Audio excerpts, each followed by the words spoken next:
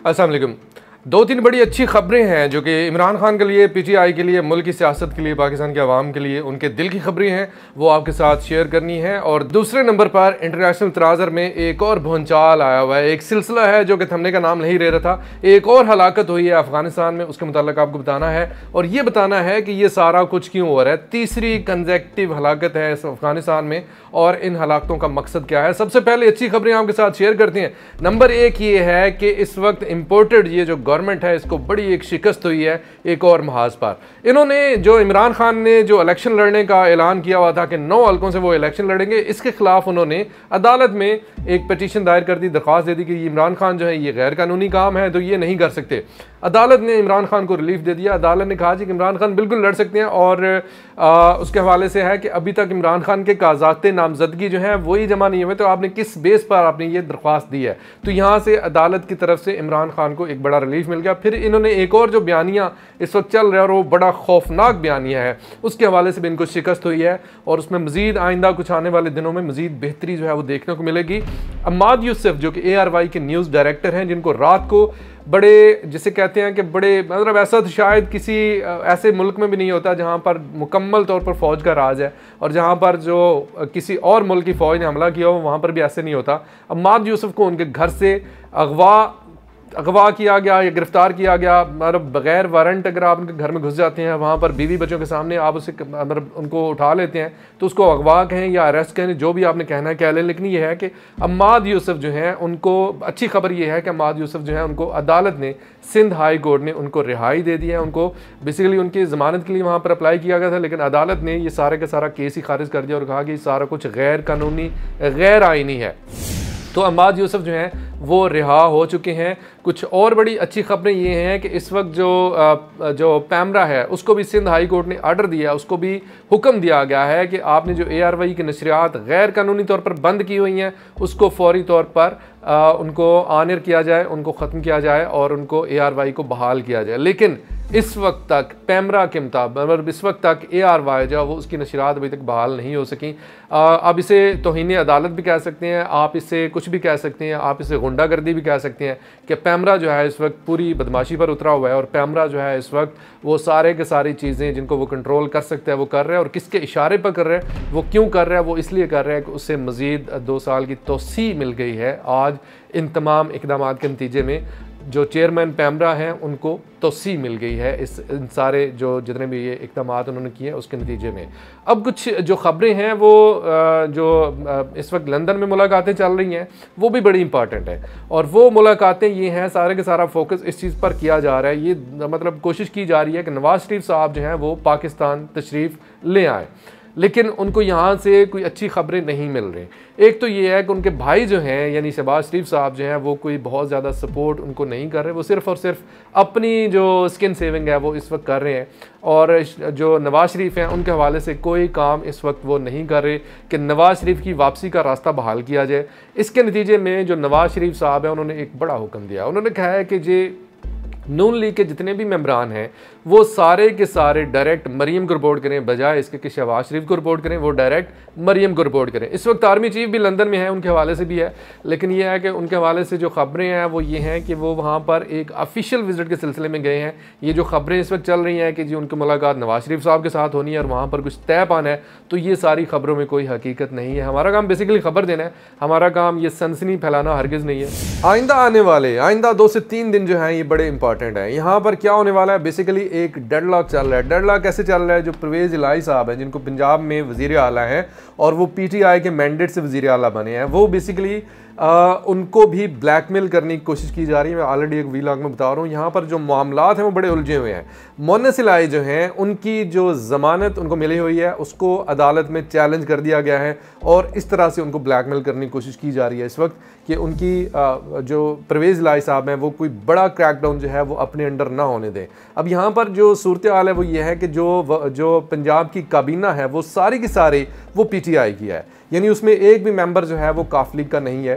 तो ये सूरत हाल बड़ी दिलचस्प है कि जो पंजाब के वज़ीर दाखिला हैं हाशिम साहब, वो इस वक्त जो है वो इस वक्त बड़े गुस्से में हैं, बड़े तपे हुए हैं, और वो कहते हैं कि 25 मई के हवाले से अगर जो मैंने जो PTI के मेम्बरान के ऊपर जो तशद्दुद हुआ, जो उनके ख़िलाफ़ सारे छापे मारे गए, उनके घरों में घुसा गया, उनको मारा गया, पीटा गया, अगर मैंने उनको गिरफ़्तार नहीं किया तो मैं अपने ओहदे से इस्तीफ़ा दे दूंगा।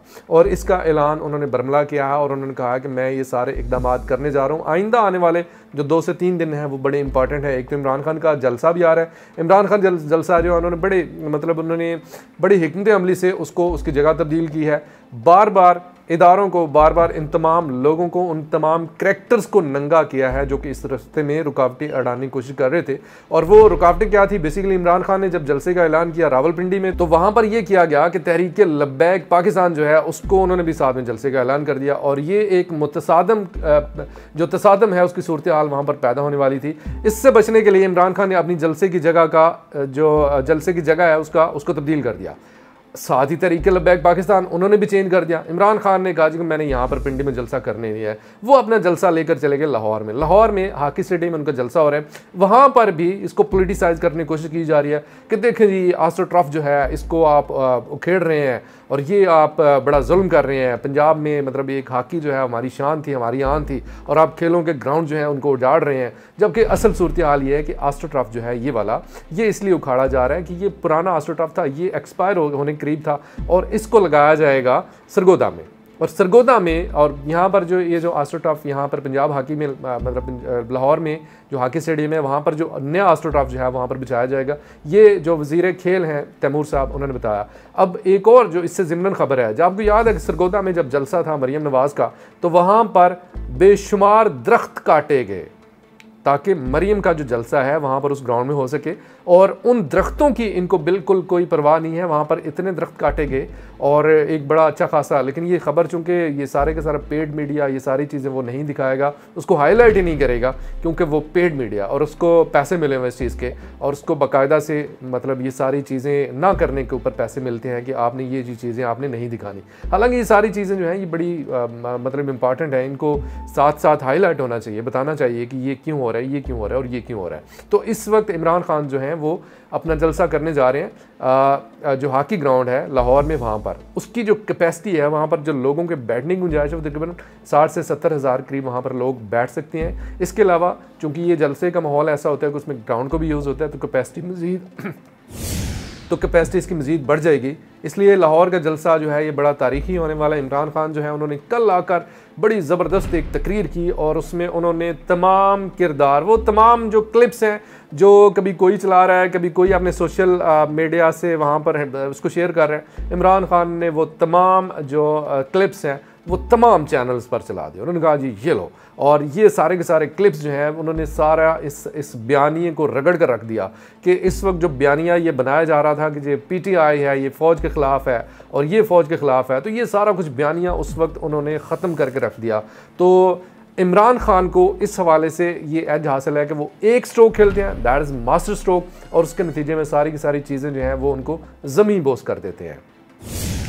अफ़गानिस्तान के हवाले से मैंने खबर ये देनी है, अफ़गानिस्तान में एक और रहनुमा, अफ़गानिस्तान में तालिबान के एक और रहनुमा, उनका नाम है रहीमुल्लाह हक्कानी। वो काबुल में एक खुदकुश हमले के नतीजे में वो जहाँ बहक हो गए हैं। उनके ऊपर इससे पहले भी 2-3 हमले हो चुके हैं। एक हमला उनके ऊपर पेशावर में भी हुआ था, पेशावर वो आए हुए थे तो यहाँ पर भी एक खुदकुश हमला हुआ था, तो लेकिन वो तीनों हमलों में वो बच गए थे, लेकिन इस हमले में वो नहीं बच सके। याद रहे कि ये जो अमेरिकन इस वक्त जो गेम खेली जा रही है वो ये कि तीसरा बड़ा हमला है। अमन ज़वाहिरी हलाक हुआ, इसके बाद जो उमर खालिद खुरासानी है जो तहरीक तालिबान पाकिस्तान के रहनुमा थे वो हलाक हुआ। इसके बाद ये तीसरी बड़ी हलाकत है जो कि अफ़गानिस्तान में काबुल के अंदर ये हलाकत हुई, और इस हवाले से बड़ी चेम गोइयाँ हो रही हैं, बड़े सवालात उठाए जा रहे हैं कि ऐसा क्यों किया जा रहा है। बेसिकली ये है कि इस वक्त अमेरिका ये चाह रहा है कि ये जो तालिबान जो इसको वहाँ पर भी रिजीम चेंज का जो खेल है वो खेला जाए और वहाँ पर भी रिजीम चेंज की जाए, यानी वो वहाँ पर किलिंग कर रहा है, वहाँ पर बाकायदा से किलिंग कर रहा है। और जो ये तीसरी बड़ी हलाकत हुई है इसके ऊपर भी बड़े सवालात उठेंगे, इसके ऊपर तहकीकात जो हैं वो हो रही हैं कि ये कैसे हुआ, क्यों हुआ, किसके कहने पर हुआ। तो ये सारा कुछ इस वक्त एक आलमी तनाज़र में, आलमी सियासत में हो रहा है, और आइंदा जो आलमी सूरत हाल है वो बड़ी अजीब व गरीब होने वाली है।